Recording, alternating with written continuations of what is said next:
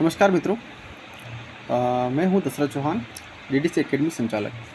आज हम बात करेंगे कक्षा 1 से लगा के कक्षा 8 तक के जो बच्चे होते हैं उनको हम कौन से विद्यालय में पढ़ने के लिए भेजें और विद्यालय कैसा होना चाहिए, हमारी जो पारिवारिक स्थिति कैसी है उसके अनुसार कौन सा विद्यालय का चयन होना चाहिए, इसके बारे में हम चर्चा करेंगे। वीडियो शुरू करने से पहले मैं बताना चाहूँगा कि मेरा इस वीडियो बनाने का लक्ष्य सिर्फ जो मीडियम परिवार के लोग जो हैं, गरीब परिवार के जो लोग हैं, उनको जागरूक करना, उनका मार्गदर्शन करना है, न कि किसी भी विद्यालय को ठेस पहुंचाना।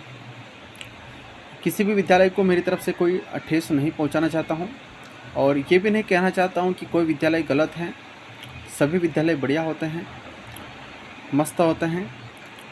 बस हर विद्यालय का जो पढ़ाने का जो तरीका होता है, समझाने का जो तरीका होता है, वहाँ के जो संस्कार होते हैं, उनमें थोड़ा बहुत कुछ न कुछ परिवर्तन आता है।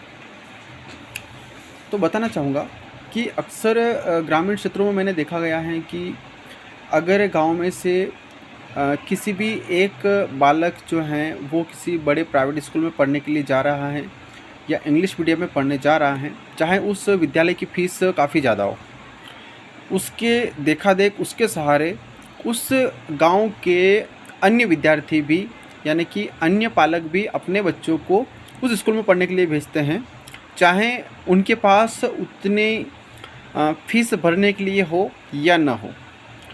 तो सबसे पहला मुद्दा मेरा यह रहेगा कि ऐसा विद्यालय का आप चयन कीजिए कि उस विद्यालय में हमारी मातृभाषा सिखाई जाती हो, हमारे जो संस्कार हैं वो सिखाए जाते हो और हमारी जो गांव की जो भाषा है वो सिखाई जाती हो। उसके बाद कोई सी भी लैंग्वेज सिखाए, चाहे वो इंग्लिश सिखा रहे हैं, चाहे अन्य लैंग्वेज जो भी हैं वो सिखा रहे हैं, पढ़ा रहे हैं, बहुत अच्छी बात है। कंप्यूटर का ज्ञान दे रहे हैं वो बहुत अच्छी बात है, जनरल नॉलेज दे रहे हैं वो बहुत अच्छी बात है। लेकिन एक पहली से लगा के 5वीं तक का जो विद्यार्थी होते हैं, बच्चे होते हैं, उनके लिए सबसे ज़्यादा ज़रूरी होता है अपनी मातृभाषा सीखना, अपने गांव के जो आचार विचार संस्कार हैं वो सीखना, कैसे बात किया जाता है वो सीखना। इस प्रकार की जो लैंग्वेज होती है वो सर्वश्रेष्ठ होती है। तो सभी पालकों से मेरा कहना है कि ऐसे विद्यालय का चयन करें। जैसे हमारे गांव का सरकारी स्कूल सबसे बेस्ट विद्यालय होता है, मैं प्राथमिकता उसी को देना चाहूँगा। उसके बाद में अगर किसी को लगता है कि जो सरकारी स्कूल हैं वो बेस्ट नहीं हैं या फिर वहाँ पर पढ़ाई नहीं होती हैं, तो हिंदी मीडियम स्कूल का चुनाव सबसे पहले करें आप। इसलिए नहीं कि आपका बच्चा हिंदी सीखेगा, मैं इसलिए बताना चाहता हूँ कि आपका जो बालक है वो बड़ा होकर के आपसे अंग्रेजी में बात नहीं करेगा, और करेगा भी सही तो आपको समझ में नहीं आएगा। वो कहीं पर भी नौकरी करने जाएगा, कहीं पर भी बिजनेस करने जाएगा, तो अपनी उसकी मातृभाषा उसको आना चाहिए, हिंदी उसको आना चाहिए, उसी में वो अपना बिजनेस, नौकरी, व्यवसाय करेगा, अपने रिश्तेदारों से बातचीत करेगा, अपने माता पिताओं से बातचीत करेगा। अगर आपकी हैसियत से बड़े स्कूल में भर्ती करवा रहे हैं, आपको लगता है कि मैं 1-2 साल 3 साल मैनेज कर लूँगा, 25,000 30,000 रुपये की फ़ीस भर दूँगा, लेकिन ये सिर्फ 1-2 साल भरने से कुछ नहीं होना है, इसको भरना पड़ेगा आगे तक। उदाहरण के लिए आप कक्षा 3री 4ठी 5वीं तक आपने 20 से 25,000 रुपये किसी विद्यालय में पे किया है, भरा है, जैसे तैसे इधर से उधर से जुगाड़ करके भर दिया है। धीरे धीरे आपका बच्चा बड़ा होता जा रहा है, धीरे धीरे क्लासें भी बढ़ रही हैं और धीरे धीरे उसकी फ़ीस में भी बढ़ोतरी हो रही है। तो वो 25-30 हज़ार से बढ़ करके 50,000 जाएगा, 1 लाख जाएगा, और उसके बाद में जो और ज़्यादा फीस हो जाएगी, फिर उस टाइम पर आप क्या करोगे? फिर वापस आपको उसको हिंदी मीडियम में भर्ती करवाना है, तो बच्चा पूरी तरह से एक तो इंग्लिश मीडियम नहीं सीख पाएगा, इंग्लिश नहीं सीख पाएगा, और अगर वो सीख भी लेगा तो भी आप उसको वापस हिंदी मीडियम में लाके पटक दोगे, तो न तो वो इंग्लिश में परिपूर्ण बन रहा है, न वो हिंदी में परिपूर्ण बन रहा है। तो सबसे बेस्ट चयन ये रहेगा कि आपके बच्चे को हिंदी आना आवश्यक है, अंग्रेजी भी आना आवश्यक है, जो भी अदर लैंग्वेज आप सिखा रहे हो वो सभी ज़रूरी हैं, लेकिन प्राथमिकता उसको अपनी जो मातृभाषा है, जहाँ पर अपने गांव में, अपने शहरी स्तर में, अपने हिंदुस्तान में बोली जाती है, कम से कम वो भाषा उसको पूरी तरह से आना चाहिए, उसको नॉलेज ज़रूरी है, चाहिए। स्कूल की अगर अपन बात करें तो ऐसा ज़रूरी नहीं है कि कोई विद्यालय जो है इंग्लिश मीडियम में है और उसकी फ़ीस 25 से 30 हज़ार रुपये हैं तो वहाँ पर सबसे बेस्ट पढ़ाई हो रही होगी, ये कोई गारंटी नहीं है।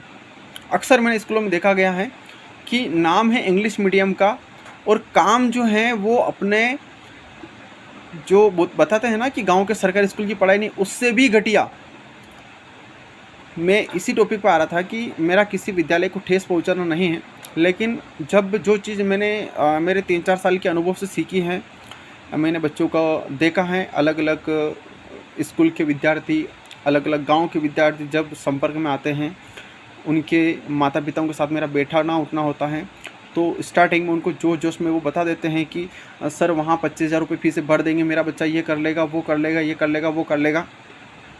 जैसे जैसे साल ख़त्म होता है उनकी स्थिति इतनी हालत ख़राब हो जाती है कि उस विद्यालय की वो फीस भर नहीं पाते, और मस्जिद में उनको फीस भरना पड़ता है, चाहे वो पैसे कहीं से भी अरेंज करे, चाहे ब्याज से लाएँ, चाहे जो अपना खेती बाड़ी है, कुछ भी जो गिरवी रखी, कुछ भी करना है, लेकिन स्कूलों का पैसा भरना उनको पड़ेगा, और भर रहे हैं आज तक। तो मेरा उद्देश्य यही था कि जो अपनी मातृभाषा है ऐसे स्कूल में भेजें जहाँ पर कम फीस लग रही हो और अच्छी पढ़ाई हो रही है। ऐसा ज़रूरी नहीं है कि सिर्फ ज़्यादा पढ़ाई हो रही होगी तो वहाँ पर ज़्यादा फीस ले रहे हैं कोई स्कूल वाले तो वहाँ पर ज़्यादा पढ़ाई हो रही है। ये बिल्कुल गलत है, ये मेरा मानना नहीं है। ऐसा हो सकता है कि कहीं कहीं या बहुत सारे ऐसे विद्यालय हैं, हिंदी मीडियम जो स्कूल हैं, वहाँ पर बहुत कम फीस ली जाती है और वहाँ पर अच्छे संस्कार भी मिलते हैं। मैंने खुद हिंदी मीडियम स्कूल से पढ़ाई किया है और आज सभी के बीच में हूँ, सभी से वार्तालाप भी होती है, मेरा बिज़नेस भी चलता है, मैं नौकरी भी करता हूँ, बहुत कुछ चल रहा है जो बेस्ट है। ज़रूरी नहीं कि सिर्फ बच्चा इंग्लिश मीडियम स्कूल में पढ़ने जा रहा है और वो वहाँ की इंग्लिश लैंग्वेज सीख लेगा तो सब कुछ हासिल कर लेगा। मेरा मानना है ये आपकी जो विचारधारा है बिल्कुल गलत है, ऐसा नहीं है।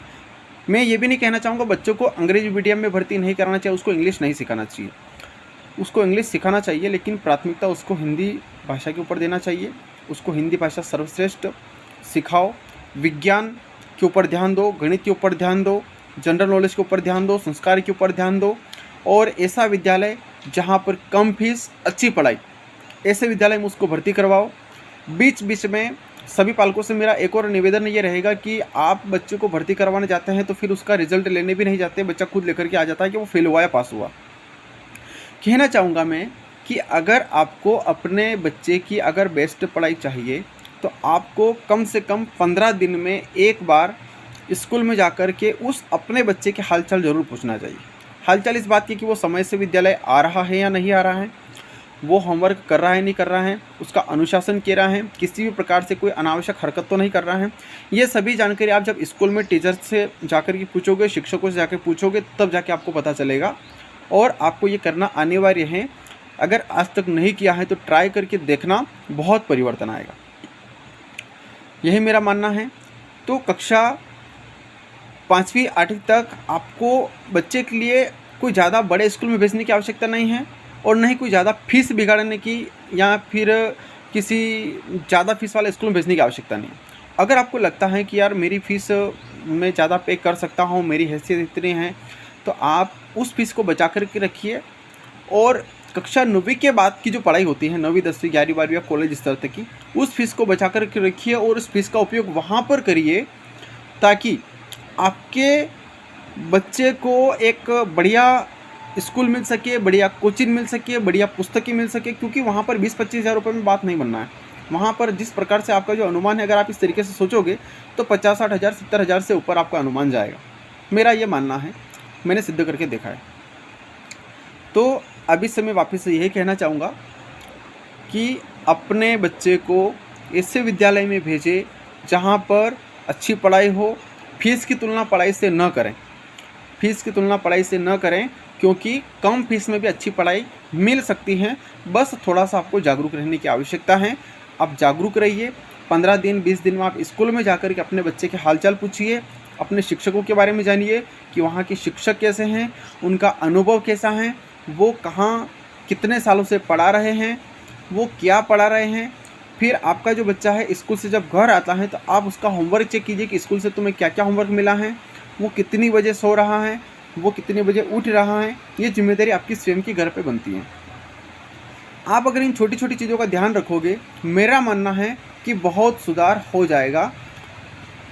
वापस से बोलना चाहूँगा कि फीस, पढ़ाई की तुलना फीस से न करें, और किसी ज़्यादा बड़े स्कूल में अगर आपकी हैसियत नहीं है, आप मीडियम परिवार के हैं, गरीब परिवार के हैं, तो ज़्यादा बड़े स्कूल में आपके बच्चे को न भेजें। वो फीस बचा कर रखें और जैसे जैसे उसकी क्लासें बढ़ती जाती है तो 9वीं से ऊपर उस पैसे को आप उसमें लगाएं, ताकि उसकी जो पढ़ाई है उसको मजबूती मिले, उसको अच्छी किताबें मिले। और जब वो छोटा रहेगा वहाँ से संस्कार सीखेगा, अपनी जो मातृभाषा है उसको कंठस्थ करेगा, अपनी जो बेसिक जो इंग्लिश नॉलेज हैं या जनरल नॉलेज हैं उसको परफेक्ट करेगा, तो मेरा मानना है कि उसको ज़्यादा आगे कठिनाई नहीं होगी। और जो फीस आप उस टाइम पर बचा के रखोगे उस फीस का उपयोग आप बड़ी क्लासों में करना।